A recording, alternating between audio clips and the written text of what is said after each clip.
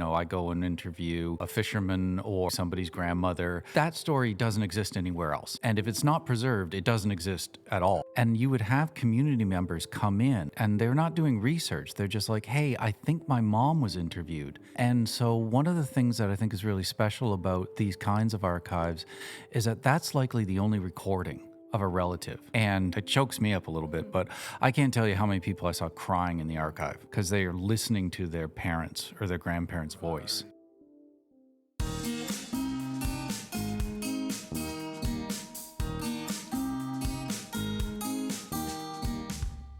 Welcome to Collide, your Center for Research and Innovation podcast. A podcast to ignite ideas, creativity, and innovation through dialogue and knowledge sharing.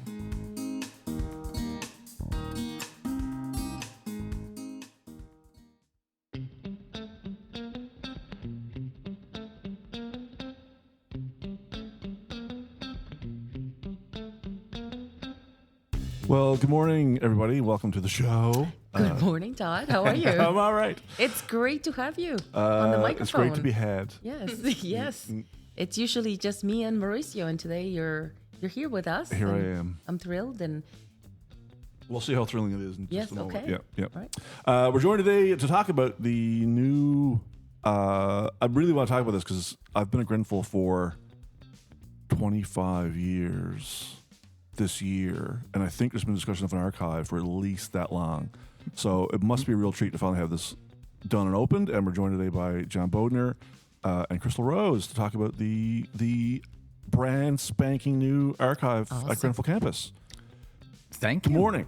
Yeah, Good morning. Thanks for having us. Great to have you here. Really great to have you here. I'm excited to talk about this. So I guess for those who haven't been around as long as me, can we talk a little bit about the genesis of this, how it all started, the process getting here, and what it kind of means now for Absolutely. Grenfell? Yeah, for sure. So the archive was started initially as a folklore archive. This is a strange thing that folklorists do, is that wherever they go, they start pack-ratting it up and gathering up materials. And so John Ashton, who was our folklorist and would later be our president or principal. Yeah. Yes. We had principals. And so he started it up basically when he was hired as a folklorist here. So that would have been in the early 90s, maybe the late 80s. Yeah, actually, the earliest recording we have is from 1980. 1980. Okay. So in that way, it was kind of an informal archive, ordered and structured on the same kind of foundation that they used in St. John's for the folklore archive out there. And it's a very quirky, idiosyncratic, and not very standard archive back then. And as people around the table know, but people listening might not know, John became ill. And had a long illness, and so some parts of the archive were a little bit moribund for a while, although I have to give credit to Dr. Doreen Clausen, who was a folklorist and had recently retired a few years ago. She kept adding to the archive and kind of maintained it with the help of students. But still, it was largely a kind of folklore archive just sort of used by us. And not really a kind of campus-wide archive. And then what ended up happening is that when the renovation began on the new wing of the campus, we somehow were given a room, right? And it was called an archive. And so somebody boxed up the old archive, and just moved all these boxes down to the new archive, and that kind of ruined everything for a lot of years. How so? Because you can't just throw everything in boxes because the order of it matters. Yeah. Yes. And a few things got misplaced and lost, and so that became a real problem. And so it kind of just sat there for a number of years. A bunch of us knew about it and knew that changes had to be made. And so slowly, I'd say over about the last 8 years or so, we've been picking away at it. We had an initial board of people who were interested in it. So, Crystal Rose, Edwin Bitsina, and our head of archives and the director of the museum here, the Corner Brook Museum and Archives, George French. Oh, great. And so we got a little bit of money here and there to try to put it back in order and to begin that process. And so it's been about an 8-year-long project to try to get it in order.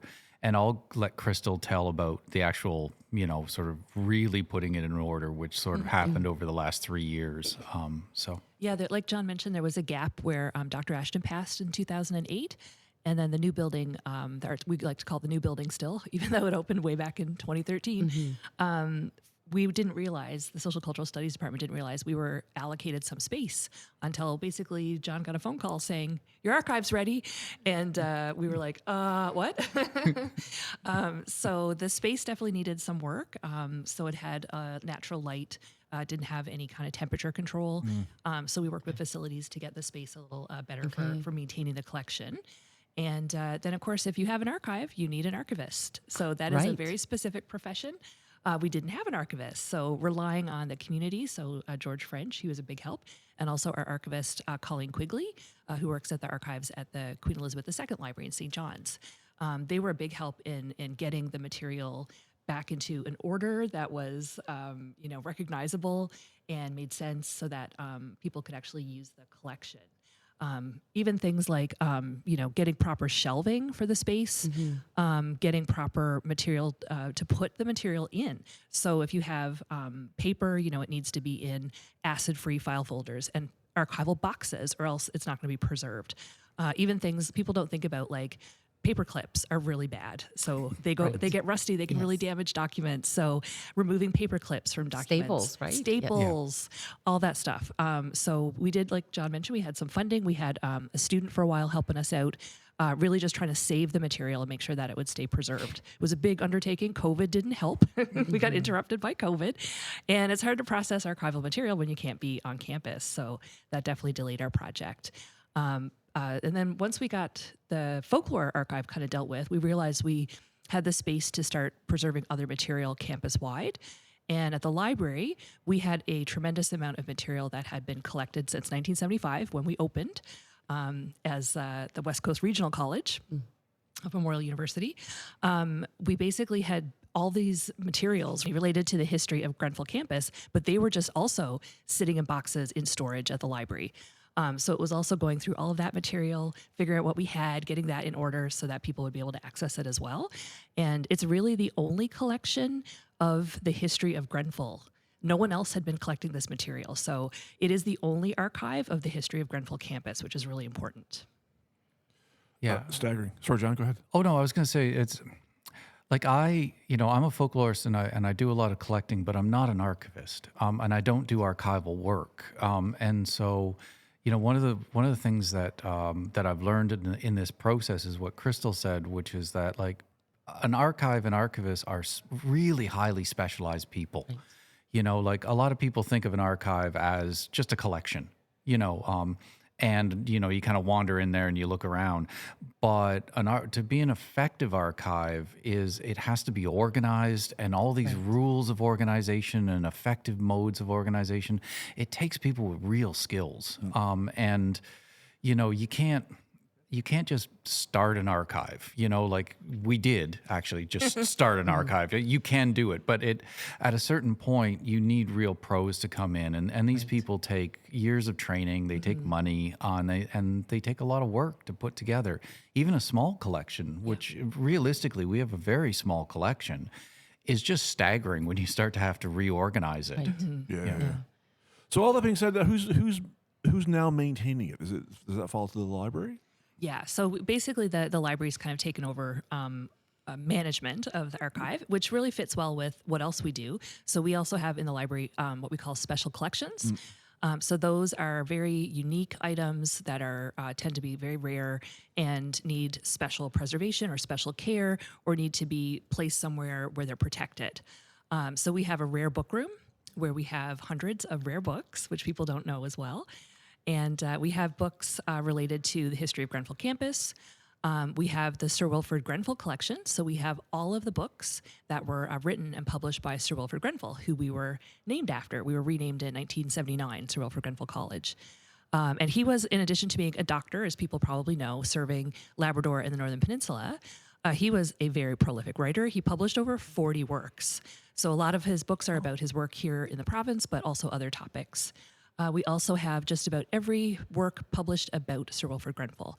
So it's a really great research collection if people wanted to do research on Grenfell and his work here. Part of his funding model, I mean, to make money for himself, but also to make money for his mission, was publishing. Yes. And speaking tours. So he was prolific. He was very prolific. And we have some of the first editions that are signed by Grenfell. He was also an artist, and he liked to draw on the books. And when he was selling them, to make them more valuable, he'd often do like a little drawing or a doodle on the title page. And we have many of examples of that in the rare book room. Fabulous. I didn't know that. Yeah. That's Yeah. really cool. Yeah. And his books were edited by his wife. Oh. So just wanted to point that out. That's fascinating. That's absolutely fascinating. Yes. Yeah. John, I'm trying to think of the best way to phrase this question, because maybe it seems patently obvious to you.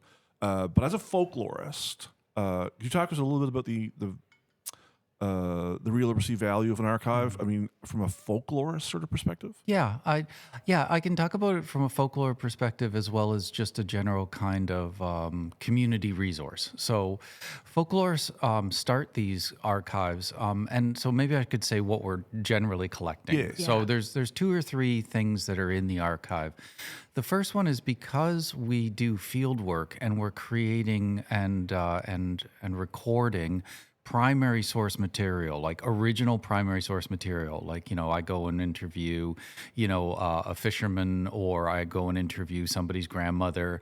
That story doesn't exist anywhere else. And if it's not preserved, it doesn't exist at all. At all. Right. So that's one of the reasons why folklorists want this kind of material. I mean, we're kind of pack rats, but also this material is also data. Right. So, so early on, folklorists were like, well, where do stories come from? How do they change and modify over time? Well, to do that, you need hundreds of versions of, let's say, a story everybody knows, like Little Red Riding Hood. Right. So you can't say anything if you have one version. So you need hundreds or thousands of them. And so that's one of the things that folklorists are also doing, is that's one of the reasons to collect archives. So the material that we've got in there is that we have audio recordings, and then many of these audio recordings were from student papers, right? So projects. So that's how many of them show up. John Ashton had them doing. I'll get back to that. But John Ashton, Doreen, and myself have students go out, collect stories, and then they donate them to the archive. And so we've got audio recordings on analog, like sometimes they're on cassette tapes. A lot of cassette tapes. A lot of cassette tapes. Now they're digital. And digital doesn't actually solve the problem of preservation. It just makes it weirder. It makes it even harder, honestly. I'd rather just have a cassette tape than have to deal with digital archival storage. That's another whole issio Yeah. I don't want to hear about that, but we'll come back. We'll come back to that. Yeah, we'll get back to that. And then we've often got the student papers. So sometimes we won't have the recording, but we'll have snippets of it transcribed in their papers. So sometimes that's all we've got.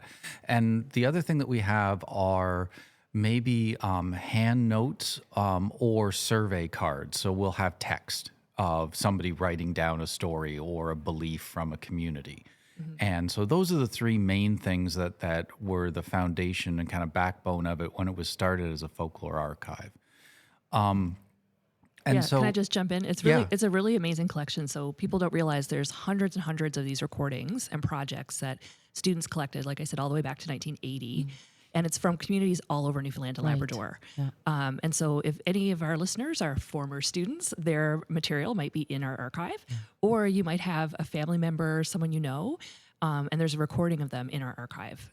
So you can always check with us if you're interested. Like, hey, did my grandma ever get interviewed? My cousin went to Grenfell. Maybe they recorded a story with someone in my family. Right. It may be in our archive. Yeah, and I think that's the value. One of the things that I hope, if a community member is listening to this, one of the things that I saw a lot when I was I did my training in St. John's for my PhD, MA and PhD, and I worked in the archive up there. And you would have community members come in, right? And they're not doing research. They're just like, hey, I think my mom was interviewed. And so one of the things that I think is really special about these kinds of archives is that that's likely the only recording of a relative. And I can't tell you, it chokes me up a little bit, but I can't tell you how many people I saw crying in the archive because they are listening to their parents or their grandparents' voice. Yeah. Oh, wow. You know, and that's truly a moving thing. And that I think is a service that we do for people.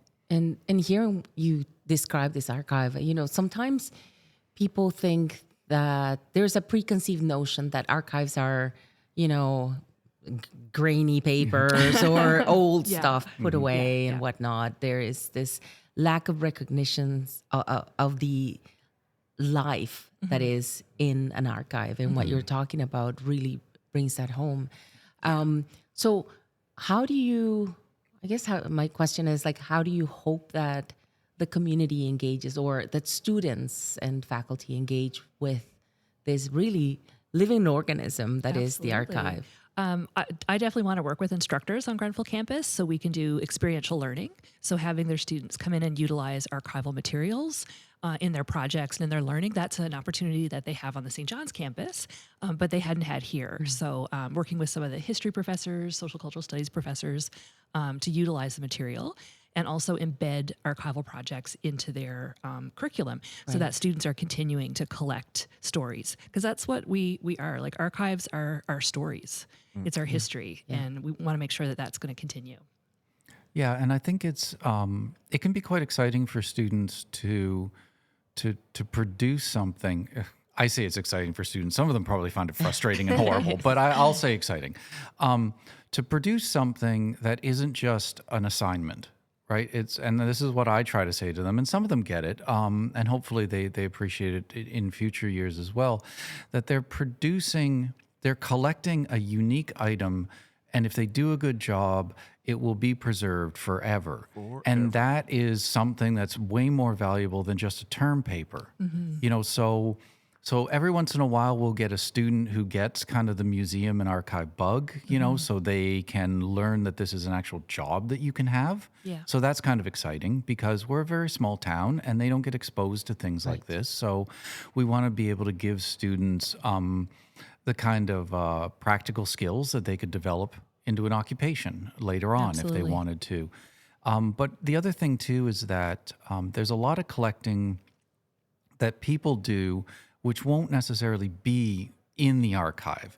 And we'd like to be able to be a resource to community members who might want to preserve their own family history, might want to preserve their own archiving. We sometimes call it like folk archiving or community archiving. And, you know, the idea isn't for us to like just hoover everything up and be like, this is ours now. You know, it's also to provide people with the resource to be like, here's a good way to go about preserving things. Because the amount of things, and Crystal knows this as well, and has had this experience where I've been to a number of communities and the communities would do like a local history. You know, they have a little book, right, that was compiled in the 80s or the 90s or even further back. I've seen small documentaries done. So, for example, there's some interesting small documentaries that the Halapu have had done in the 80s, or I think more the early 90s. You know, and so people have done these things, but then you ask them, well, where's all the original recordings of everybody? Lost. Gone. Just gone. So they've got a book, but all the things that went into the book is gone. And the book feels like it's a huge achievement. I don't want to say that's not. It's a huge achievement for the people that did it, but they also just lost, you know, hundreds of hours of recordings. And so we'd like to be able to provide either a repository to keep that material or help people to keep it.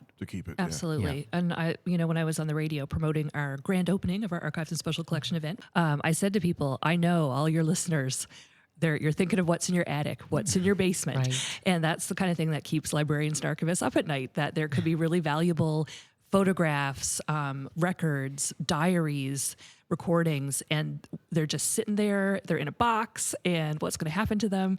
And a lot of people don't know that we do have the ability to preserve them in our Grenfell campus archives. So we are open to accepting donations that are material that are relevant to the culture and heritage of the West Coast. Yeah. And the other thing that we're trying to do is to coordinate with our local museum and archive, so materials that might not be appropriate for our archive, maybe they'll find a home at the Corner Brook Museum and archive, so part of it is also finding the right home for people's stuff if they do want to donate. Fabulous. That sounds like a great segue to talk about the opening and the grand opening. Yes. This is Grenfell's 50th? Yeah, we are turning 50. For 50 years old. 50 years old. If only I was turning 50 again. Do you want to talk about that event, how well it went over, and the response from the community, and how was all that? Yeah, we're really excited this year. We opened in 1975, so it is our 50th anniversary. So that's a big milestone for Grenfell campus. And so we've had a couple different events already to celebrate, and our grand opening of the Archives and Special Collections was one of them. And we did have a high tea reception with scones and finger sandwiches and actual teacups. It was very lovely. And we had a good turnout from the community, which was really special and important. A lot of community members attended.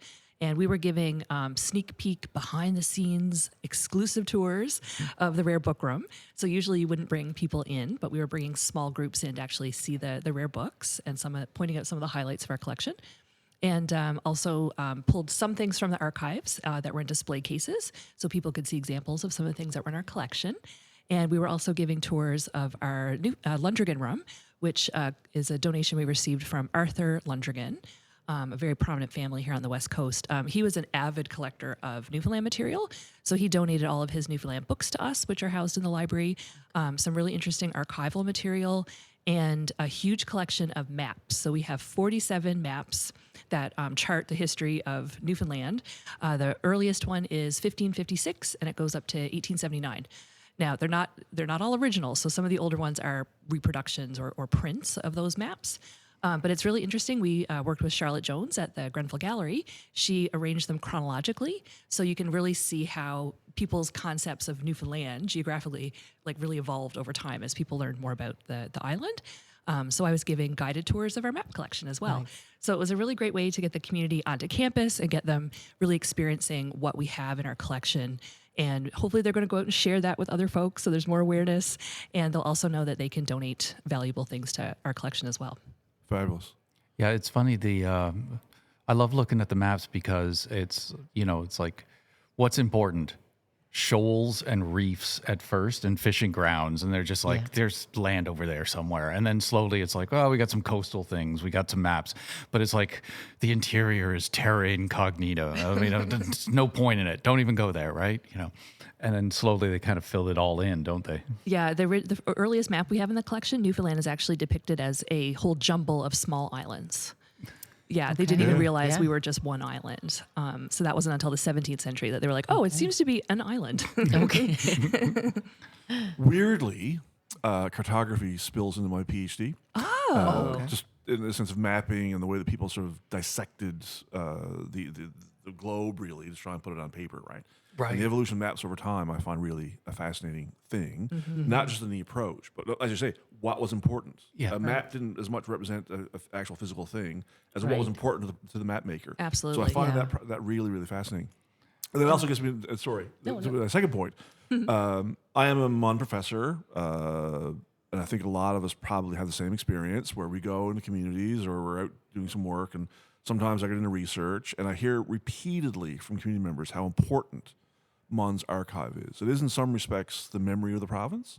And I think in people's minds, in my perspective, more than maybe anything else, it is the most important thing for them. They know that their community life or whatever is being preserved by the university.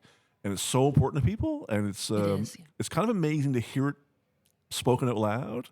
I was in Gander last year trying to do some work in their newspaper archive, and I heard it repeatedly, that MUN is doing amazing work keeping our stuff alive. So, Oh, so absolutely. I think that's fabulous from the university's perspective. Yeah. Yeah, the archives and special collections in St. John's on our St. John's campus are phenomenal, and the amount of material they have representing the history of the province is phenomenal. They're doing a great job out there, and we're just really happy that our students are going to get a little kind of taste of that experience of having archival material to work with that the students out there get to do.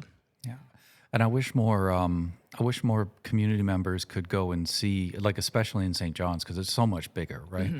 Could go in and see the amount of people and the amount of work it takes to make that happen. Yeah. I mean, it is millions of dollars. Like preservation isn't free, and as soon as you stop preserving things, then they'll go away. Like it's not like they get brought into the archive and accessioned and put in a box and that's fine. No, it's an ongoing process to keep it alive and to keep everything up. So it's kind of it's a strange thing. It's a little bit like when you own a house or something. Like your house is always falling down. Every day it's falling down. Every day an archive is slowly being destroyed, and you're constantly having to keep laboring at it and keep it up. Like the famous library in Alexandria, the famous one, right? Yeah. You know, like supposedly for a lot of years, people thought that, you know, it had been destroyed in like a war or a cataclysm. But likely what people are saying now is it just slowly fell apart. Wow. Parchment doesn't last long. So they used to have to recopy the books, usually every 10 to 20 years, because the papyrus would just be disintegrating. Right. And eventually they just had less and less people and interest, and it was slowly lost over time. That's amazing. I know. Oh, do you want to know about preservation? This is a real geeking out kind of thing. Yeah. And I'm not a technical whiz for preservation, but I mean, one of the things that's really neat is that is how some things are very durable, like paper and ink. You keep it out of the sunshine, that's really durable. Cassette tapes, remarkably brittle after 50 years. Yes. We have to get digitizing our cassette tapes very soon before they get lost for all time. And the other one is like digital media. So we tend to think that, you know, now that it's on digital, it's nothing bad is going to happen to it. But you think about all of these formats that are now unreadable. Right. You know, early 1970s stuff, or one of the things that I laugh about and that I love showing people in the archive, in the folklore archive, is that they have an ancient early computer in there, so that you can put in these 7.5 or something floppy disks. Floppies. Right. Because they've got some stuff on these disks that they still haven't digitized. And the only way to read them is to keep this ancient computer alive. Yes. You know, so digital technologies will decay over time as well, or at least our ability to read them will decay They over become time. obsolete really quickly. Yeah. So the standard preservation method is still microfilm. So you photograph it. It's really, really tiny, but all you need to access it is a magnifying glass. Just magnify it, make it bigger, and you can still see it. And it's a really stable medium that can last over 100 years. Paper is very stable. We have books and paper that are hundreds and hundreds of years old, even in my own collection, let alone at other museums. But when you get into digital format, we have a lot of formats just in our little archive. I've got USB sticks. I've got floppy disks. And it's going to be challenging to get those digitized. We're going to need some help from the archives in St. John's to even do that. And people have a misconception like, oh, well, you don't need to store all the originals. You just digitize it. Can't we just throw the originals away once it's digitized? No. You don't want to do that. So, and there were some really bad cases where that has occurred in some other collections. Where when technology became available, I can just make a digital copy of this. Maybe I don't need the original. But back then, 300 DPI was like, wow, that's a really big file. And now that's the only image they have. And they've lost, you can't zoom in. There's no detail there. So we know technology changes and what you're going to be able to do with technology over time. So you don't ever want to get rid of the original.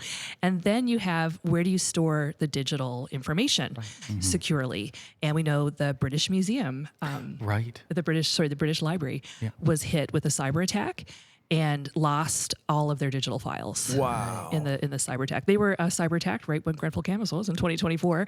And all of their digitized material, like thousands, probably millions of files, all gone. They had to start from scratch and redigitize. So keeping the originals, very, very important. So they had the originals. Yes. That's wonderful. Yes. Yeah. So people think that digital or just digitization is like a magic kind of solution to all the problems, but it creates a lot of additional problems, unfortunately.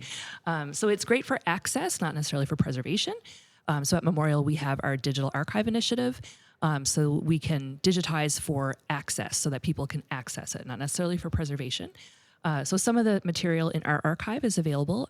If you Google Memorial Digital Archive, it'll probably the first hit on Google. Okay. So we've already digitized the Bowater Oral History Collection, which is in the archives. So back in 1980, there was 2 instructors at Sir Wilfred Grenfell College, and they sent 4 students out over a summer, and they interviewed about 134 citizens of the Bay of Islands. Some of them were quite up there in age, like in their 80s or 90s. And it's a remarkable collection of interviews about the history of Corner Brook and the surrounding areas. And you can listen to all of those on the digital archive.